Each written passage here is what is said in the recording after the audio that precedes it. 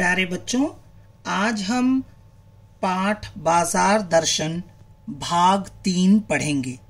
पिछली वीडियो में जो मैंने अंतिम पंक्ति पढ़ी थी वो ये थी, हाँ, मन मानेपन की छूट मन को न हो क्योंकि वह अखिल का अंग है, खुद कुल नहीं। अब हम आगे पढ़ेंगे। पड़ोस में एक महाअनुभव रहते हैं जिनको लोग भगत जी कहते हैं। चूरन बेचते हैं। यह काम करते जाने उन्हें कितने बरस हो गए, लेकिन किसी एक भी दिन चूरन से उन्होंने 6 आने पैसे से ज्यादा नहीं कमाए। अब एक उदाहरण द्वारा लेखक स्पष्ट कर रहे हैं कि एक चूरन वाला है जो सिर्फ 6 आने पैसे से ज्यादा नहीं कमाते थे चूरन बेचकर। अब 6 पैसे में 1 आना बनता है। समझ में आ गए बेटा? चूरन उनका आसपास सरनाम है। सरनाम मतलब उनका चूरन जहां वो बेचते थे वहां वो प्रसिद्ध है, माने उनका चूरन प्रसिद्ध है, फेमस है। वे खुद खूब लोकप्रिय हैं। कहीं व्यवसाय बिजनेस का गुड़ पकड़ लेते और उस पर चलते तो आज खुशहाल क्या मालामाल होते, क्या कुछ उनके पास ना होता। इधर 10 वर्षों से मैं देख रहा हूं उनका चूरन हाथों हाथ बिक जाता, पर वह ना उसे थोक देते हैं ना व्यापारियों को बेचते हैं। थोक होलसेल, ना तो होलसेल में कभी देते थे ना किसी बिजनेसमैन को वो अपना चूरन बेचते थे। पेशगी ऑर्डर कोई नहीं लेते। पेशगी मतलब क्या होता है? सामान के लिए अग्रिम पैसा देना। मतलब कि जब हम सामान लेते हैं तो पहले हम जो पैसा देते हैं उसे कहते हैं पेशगी। बंधे वक्त मतलब निश्चित समय पर अपनी चूरन की पेटी लेकर घर से बाहर हुए नहीं कि देखते देखते 6 आने की कमाई उनकी हो जाती। लोग उनका चूरन लेने को उत्सुक जो रहते हैं। चूरन से भी अधिक शायद वह भगत जी के प्रति अपनी सद्भावना का दे देने को उत्सुक रहते हैं।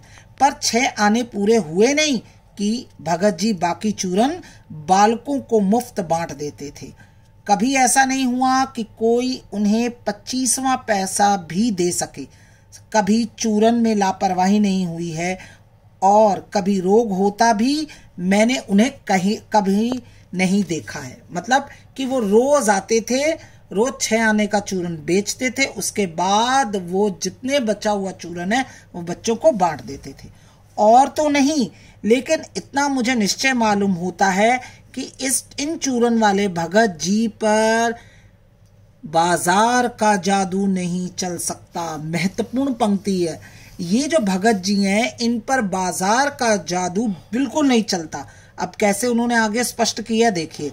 कहीं आप भूल न कर बैठिएगा, इन पंक्तियों को लिखने वाला मैं चूरन नहीं बेचता हूं, ये लेखक कह रहे हैं। जी नहीं, ऐसी हल्की बात भी न सोचिएगा।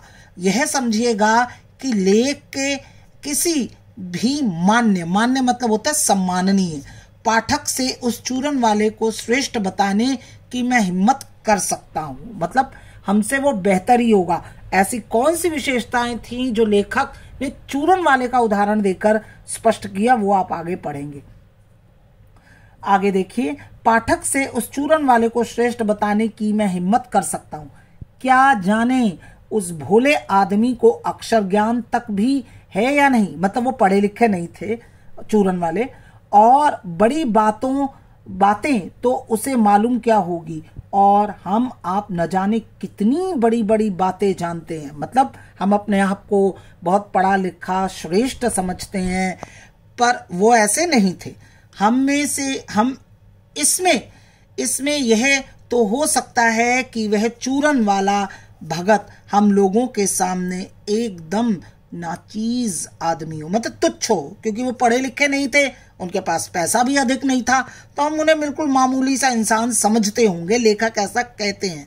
लेकिन आप पाठकों के विद्वान श्रेणी का सदस्य होकर भी मैं ये स्वीकार नहीं करना चाहता हूं कि उस अपदार्थ प्राणी को वह प्राप्त है जो हम में से बहुत कम को शायद प्राप्त हो। बहुत महत्वपूर्ण पंक्ति। ये क्या अपदार्थ मतलब क्या होता है? महत्वहीन। जिसको हम अपदार्थ मतलब जिसको महत्वहीन समझे, क्योंकि भगत जी के पास न तो पैसा है, न वो शिक्षित थे। पर ऐसे लोगों को समाज क्या समझता है कि हाँ वो महत्वहीन है, कोई उनकी अहमियत नहीं है। पर लेखक कह रहे हैं कि उनसे भी ये जो पाठक है, जो लोग अपने आप को श्रेष्ठ समझते हैं, विद्वान समझते हैं, उनसे भी वो अच्छे थे, बेहतर थे। वो क्या थे? उस पर बाजार का जादू वार नहीं कर पाता। सबसे महत्वपूर्ण बात, हम जैसे साधारण प्राणियों में बाजार का जादू चलता है, परंतु उन पर कभी नहीं चलता। माल बिछा रहता है और उसका मन अडिग मतलब होता है निश्चल, मतलब कि हिलेगा नहीं, अडिग रहता है। पैसा उससे आगे होकर भीख तक मांगता है कि मुझे लो, लेकिन उनके मन में पैसे पर दया नहीं समाती। वह निर्मम मतलब ममता रहित होकर व्यक्ति पैसे को अपने आहत गर्व में बिलखता ही छोड़ देता है। मतलब वो पैसे को बिलखता हुआ, रोता हुआ छोड़ देता है। परंतु भगत जी उस पैसे के पीछे नहीं दौड़ते, वो पैसे को बिलखता हुआ छोड़ देते। ऐसे आदमी के आगे क्या पैसे की व्यंग शक्ति, वेरी इंपॉर्टेंट, पैसे की व्यंग शक्ति कुछ भी चलती होगी क्या? वह शक्ति कुंठित मतलब व्यर्थ रहकर सलज्जहीना हो जाती होगी। मतलब कि भगत जी के सामने पैसा, लालच, लोभ उनको तो है ही नहीं, तो उनके सामने पैसा तो घुटने टेक कर लज्जा से गड़ जाता होगा। मतलब यहाँ मुख्य रूप से इस गद्यांश में लेखक यह कहते हैं कि अधिकतर लोग क्या होते हैं? लोभी होते हैं, कामी होते हैं, स्वार्थी होते हैं। उन पर जादू चलता है, बाजार का जादू चलता है। परंतु भगत जी क्या है? संतोषी, माने उनमें सैटिस्फैक्शन है, उनमें विवेक है, वो अलोभी है, उन्हें किसी प्रकार का भी वो कोई लोभ नहीं चढ़ता है, बाजार का असर बिल्कुल नहीं चढ़ता है। आगे देखिए, पैसे की व्यंग शक्ति की सुनिए, बहुत महत्वपूर्ण पंक्ति है। पैसे की व्यंग शक्ति की सुनिए, वह दारुण है। दारुण है मतलब क्या होता है? भयंकर। आपको पता है ना, पैसे का तो बड़ा रुतबा होता है, पैसे का असर तो बहुत ज्यादा चलता है। मैं पैदल चल रहा हूं, अब लेखक कह रहे हैं कि पास ही धूल उड़ाती निकल गई मोटर। वह क्या निकली? मेरे कलेजे को कौंधती एक कठिन व्यंग की लीक मतलब होता है रेखा ही आर से पार हो गई। जैसे किसी ने आंखों में उंगली देकर दिखा दिया हो कि देखो उसका नाम है मोटर और तुम उससे वंचित हो, तुम्हारे पास मोटर नहीं है, तुम उससे रहित हो। यह मुझे अपनी ऐसी विडंबना मालूम होती है कि बस पूछिए नहीं। मैं सोचने को आता हूं कि हाय, यही माँ बाप रह गए थे जिनके यहाँ मैं जन्म लेने को था। क्यों ना मैं मोटर वालों के यहाँ हुआ। उस व्यंग में इतनी शक्ति है, बहुत महत्वपूर्ण बात है बेटा जी। हम ज्यादातर जिनके पास पैसा होता है, रुतबा होता है, हमारे मन में यह भाव आता है काश हमारा जन्म वहीं होता, हमारे पास भी पैसा होता। तो लेखक वही उदाहरण देकर इसको स्पष्ट कर रहे हैं। उस व्यंग में इतनी शक्ति है कि जरा यहाँ क्या होता है? जरा किसे कहते हैं? बुढ़ापा में मुझे अपने सगों के प्रति कृतधन कर सकती है। माने एहसान न मानने वाला, मतलब हम बुढ़ापे में भी अपने माँ बाप के प्रति भी एहसान नहीं मानेंगे।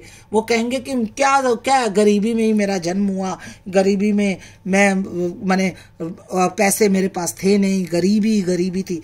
माने वो एहसान नहीं हम जता पाएंगे। वो बुढ़ापे तक हम यही सोचेंगे कि मेरे पास पैसा क्यों नहीं है।